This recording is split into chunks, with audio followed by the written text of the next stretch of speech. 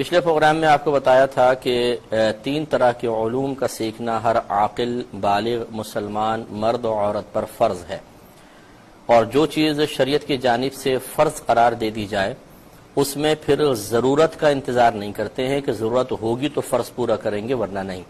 بلکہ فرض کا تو ارتکاب کرنا ہے۔ اگر کسی چیز کا کرنا فرض ہے تو کرنا ہوگا،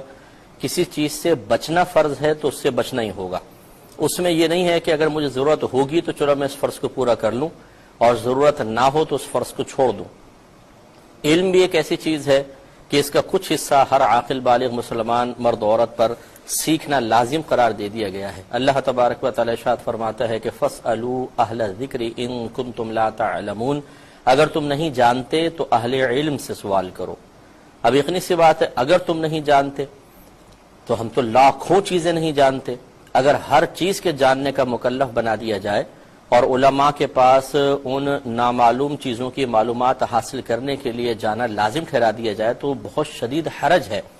تو ضرور اس کا کچھ نہ کچھ ایسا حصہ ہوگا کہ جو بغیر حرج اور تکلیف کے ہم آسانی سے سیکھ سکیں، یا اگر بالفرض اتنے حصے میں اگر حرج یا کوئی مشقت محسوس ہو تو اس کو برداشت کرنا ہی پڑے گا، باقی تمام علوم کا سیکھنا لازم قرار نہیں دیا گیا ہے۔ تو ہمیں وہی مقدار سیکھنی ہوگی، اسی مقدار کے بارے میں اولا جاننا ہوگا کہ وہ کتنی مقدار ہے اور کون کون سے علوم ہیں، جس کی تفصیل میں نے پچھلے پروگرام میں عرض کی تھی۔ اسی طریقے سے نبی کریم صلی اللہ علیہ وسلم ارشاد فرماتے ہیں کہ طلب العلم فریضۃ علی کل مسلم، علم کا حاصل کرنا ہر عاقل بالغ مسلمان مرد و عورت پر فرض ہے۔ تو اس میں فریضہ کے الفاظ آ گئے، لازم قرار دے دیا گیا کہ انسان علم کو سیکھے۔ تو یہ میں نے آپ کو بتایا تھا کہ شریعت نے کم از کم ہمیں اس بات کا مکلف بنایا ہے کہ ہم عقائد بمع دلائل سیکھیں، اسی طریقے سے وہ احکام جن کا تعلق ہماری عملی زندگی سے ہے،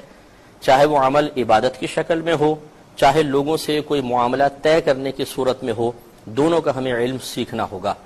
اور یقیناً چونکہ شیطان نے اللہ تبارک و تعالیٰ کی بارگاہ میں ایک طرح کا چیلنج پیش کیا تھا کہ تو اگر مجھے قیامت تک مہلت دے دے تو میں تیرے بے شمار بندوں کو اپنے ساتھ جہنم میں لے کر جاؤں گا، تو اللہ تبارک و تعالیٰ نے جواباً ارشاد فرمایا تھا، جس کا مفہوم یہ ہے کہ میرے مخلص اور نیک بندوں پر تیرا کوئی زور نہیں چلے گا، ہاں جو تیری اطاعت کریں گے، تیرے متبعین ہوں گے، میں ان کے ساتھ تجھے ان کے ساتھ سب کو جہنم میں ڈال کر تم سب سے جہنم کو بھر دوں گا۔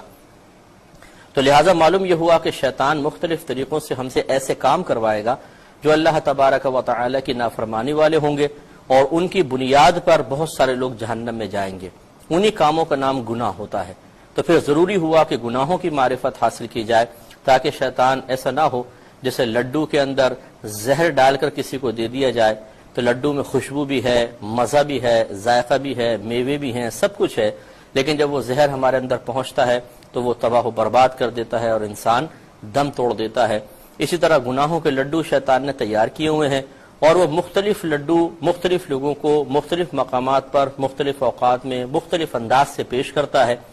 اور ہم خوب پیٹ بھر کے ان لڈوؤں کو کھا رہے ہیں، لیکن جب ان کا زہر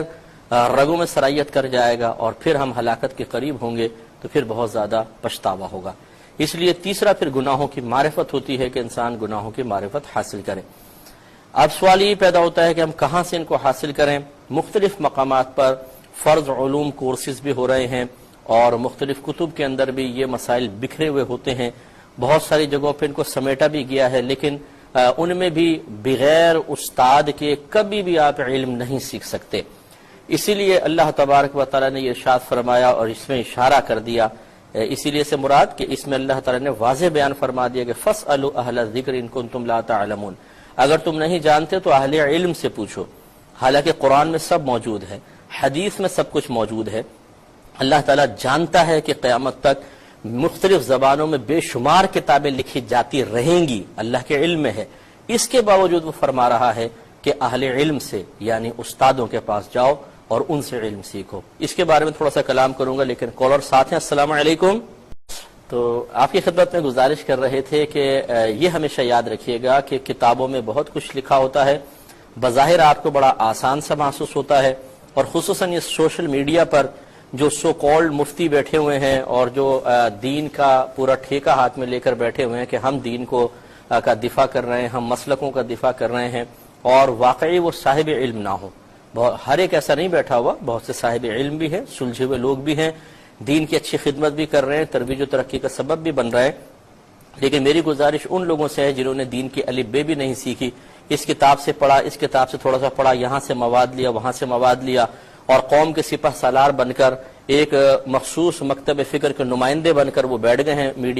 سوشل میڈیا پر، اور جس کی چاہتے ہیں عزت کی دھجیاں بکھیر کر اپنی آخرت کی بربادی کا سامان کر رہے ہیں. تو اس طریقے سے بغیر کسی کی مدد کے علم سیکھ کر یہ سمجھنا کہ میں بہت ہی بلند و بالا مقام پر پہنچ چکا ہوں، یہ جہالت کی بات ہے. آپ وہ حکمت نہیں جانتے جو یقیناً اللہ تبارک و تعالی جانتا ہے. اسی لیے اللہ تعالیٰ نے ارشاد فرمایا کہ فَاسْأَلُوا أَهْلَ الذِّكْرِ إِن كُنتُمْ لَا تَعْلَمُونَ، اگر تم نہیں جانتے تو اہل علم سے سوال کرو. لہٰذا اہل علم سے رابطہ رکھنا بہت ہی زیادہ ضروری ہوتا ہے. اب آپ کا سوال یہ ہوگا کہ وہ کون سے اہل علم ہیں اس دور میں کہ ہم ان سے رابطہ رکھیں.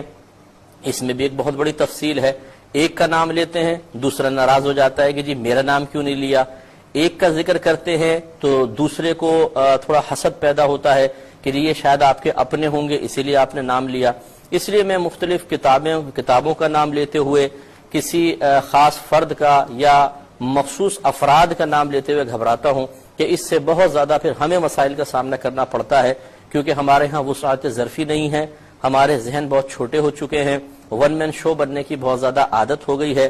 ہر کام کا کریڈٹ خود لے جانے کی اتنی عادت پڑ چکی ہے کہ دوسرا کتنا ہی اچھا کام کرے ہم کہتے ہیں تو چھولے بیچ رہا ہے، اور ہم چاہے کتنا ہی معمولی کام کریں ہماری واہ واہ ہونی چاہیے. ایسی صورتحال میں پھر محتاط مسئلہ یہی ہے کہ ایک طالب علم کی حیثیت سے جو کچھ میں نے اپنے بزرگوں سے سیکھا ہے، جو کچھ میں نے کتابوں سے پڑھا ہے اور جو نتائج اخذ کیے ہیں،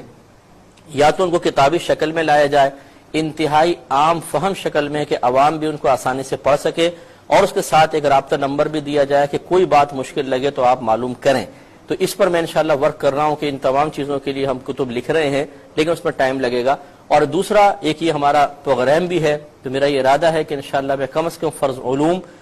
علوم جتنے بھی ہیں وہ آپ کو اس احکام شریعت کے سٹیج سے ایک دفعہ بیان کر دیے جائیں. اسی لیے یہ تمہید بھی میں نے کافی لمبی اس پر باندھی کہ اور عذر میں نے آپ کو پہلے بیان کر دیا کہ کیا وجہ ہے کہ اگر کسی معقول شخص کا اگر نام لیا جائے تو دیگر بہت سے غیر معقول بیچارے پریشان ہو جاتے ہیں اور کہتے ہیں کہ جی ان کا نام لے دیا، ہمارا نام کیوں نہیں لیا. یعنی باقاعدہ فون کر کے میسیجز پہ اور اس طریقے سے اپنا شکوے کا اظہار کرنا کہ ہمارا نام بھی لیا جائے. تو اس لیے پھر وہ ہم محتاط ہو کر کے نام کسی ایک کا لینے سے بڑے مسائل پیدا ہوتے ہیں. تو ہم گزارش کریں گے کہ نیکسٹ سیٹرڈے سے انشاءاللہ عز و جل احکام شریعت کے شروع میں جو ہمیں تھوڑا بہت موقع ملتا ہے پھر تو ہم کالز کی طرف آ جاتے ہیں، اس میں انشاءاللہ فرض علوم سکھانے کا آغاز کیا جائے گا. آپ سے میری گزارش ہے کہ خود بھی ریگولر اس پروگرام کو دیکھیں اور جتنے لوگوں تک یہ پیغام آپ پہنچا سکتے ہیں پہنچا کر انہیں بھی دیکھنے کی طرف مائل کریں.